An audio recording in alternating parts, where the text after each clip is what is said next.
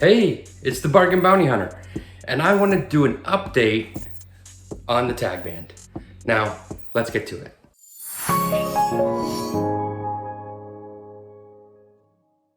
So it's been close to 6 months since I uploaded my TagBand video, and it's been getting a lot of views and a lot of comments, and I thought it would be a good opportunity at the 6-month mark to revisit the TagBand product, talk about how things have been since the 6 months, and answer some of the questions that I've been getting a lot of. So I wanted to start off by saying that I'm not a spokesman for the TagBand company or its parent company. I am just simply a guy who had a couple TagBands and wanted to try this product out to see how it worked. There's that.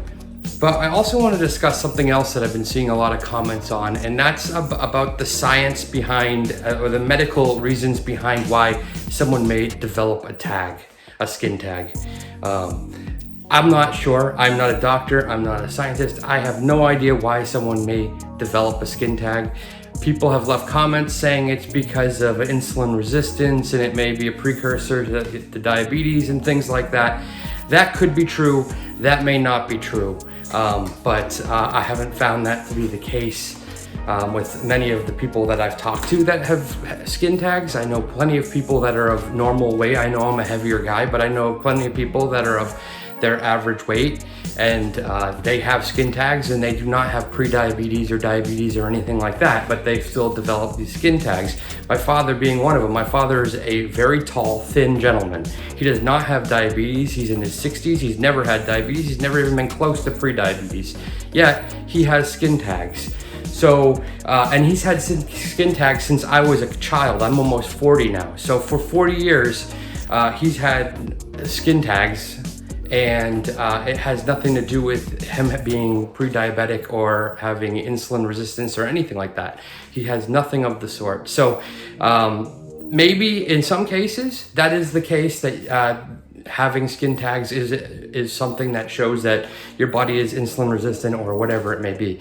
But I don't think that is in 100% of the cases. So anyways, questions. I get a lot of questions on whether the skin tag, the TagBand hurt.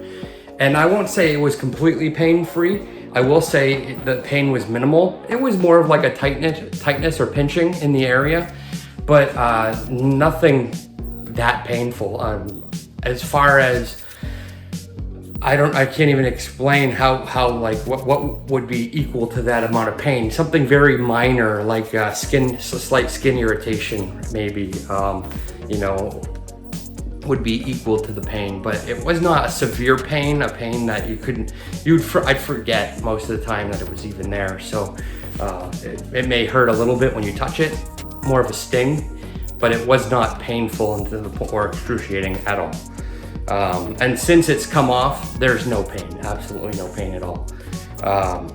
The sizes, I get people asking, what if my skin tag's bigger or smaller? They actually make 2 different sizes of this product. The one that I got here is for smaller skin tags. They have one for larger skin tags. They look exactly the same. I think the only difference is the elastic band size is a little bigger on the larger ones, a little smaller on the smaller ones. So yeah, they do have different size ones. And I did, I've seen people online and I actually did it in one of mine, where they put more than one band. And I guess you can do that if you feel like it's not coming off, you can put another band on there.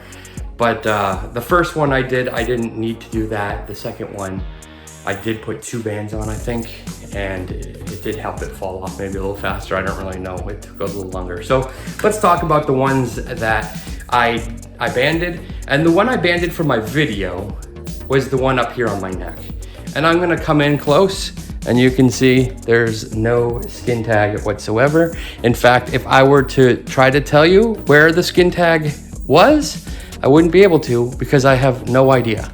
There's no indication of where the skin tag was. There's no indent, there's no mark, there's no bump, there's no scar, there's nothing.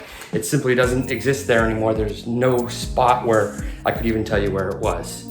Now, under my arm, I had one that was in my armpit. It was a little bigger than the one that was here. And that one, I can tell you where it is, because there's still a discoloration, I would say, almost like a scar that's slowly fading away. Now, when I first took it off, when I first removed the skin tag, it was darker. Now and I did that one later, so it's not been 6 months for this one. It's only been 6 months for this one. The one under my arm though, I would say it's probably been 3 months, and there is still a mark, a scar or something. I'm hoping it fades away. It seems like it's getting lighter and lighter over time, but you can still see it. So, but it's not really a big problem. I'm glad the skin tag is gone. It was a spot that people could see, especially if I was in the pool or something like that. So that's why I wanted to get rid of it. But a little mark isn't a big deal to me. I'm hoping over time though it will fade away to nothing and it will be gone completely. So will it grow back? I haven't had any grow on me since. I haven't had any grow back. So there's no indication on either of these two that they're gonna grow back. I haven't felt a bump or anything form where the skin tag came off. So I'm hoping it's not gonna grow back, but I imagine if you're a person that gets skin tags regularly, it's possible that you could grow a skin tag back somewhere else, but maybe not in the same exact spot it came off. So yeah, I would say it's probably not gonna grow back in the same spot, but I can't say for certain. I can say in 6 months since I removed this one, and the 3 months since I removed this one, they have not grown back. I haven't formed any other skin tags anywhere else on my body in that time period either. So that could just be me. It could be different for everyone else.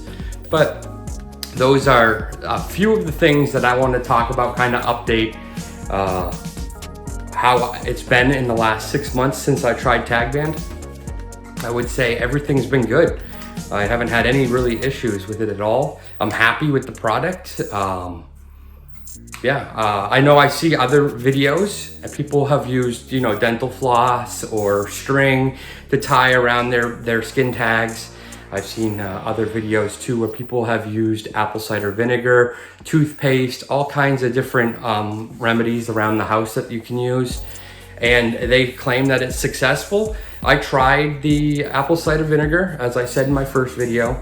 I tried to put it on a cotton ball under a Band-Aid, and I put it on this one under my arm, and the Band-Aid would just leak out all the apple cider vinegar, and I found myself constantly having to change the bandage to keep it moist with the apple cider vinegar, and I just felt like it was taking more care than I needed. I just wanted to put something on there and kind of forget about it, and then a few days later have it fall off. So that's why this was a good product for me. Yeah, I had to pay for this product. It wasn't apple cider vinegar that I just had laying around the house, but I could basically just put the elastic on and forget about it, and I could do it myself. If I wanted to tie one off, I would have to have someone help me tie it off, and I wanted something that I could just handle myself and take care of myself. So that's the update of the TagBand. If you have any more comments or questions, I'd be happy to hear. I try to respond to all my comments if I can. Obviously, some of them may be repeat comments, so I don't always respond to every single comment because I feel like, I've already responded to that comment to someone else. So, but yeah, please leave a comment. Hit the like button if you enjoyed this video, and thanks for watching. I'll put a link in the description as to where you can get this TagBand on Amazon. And until next time, have a safe summer.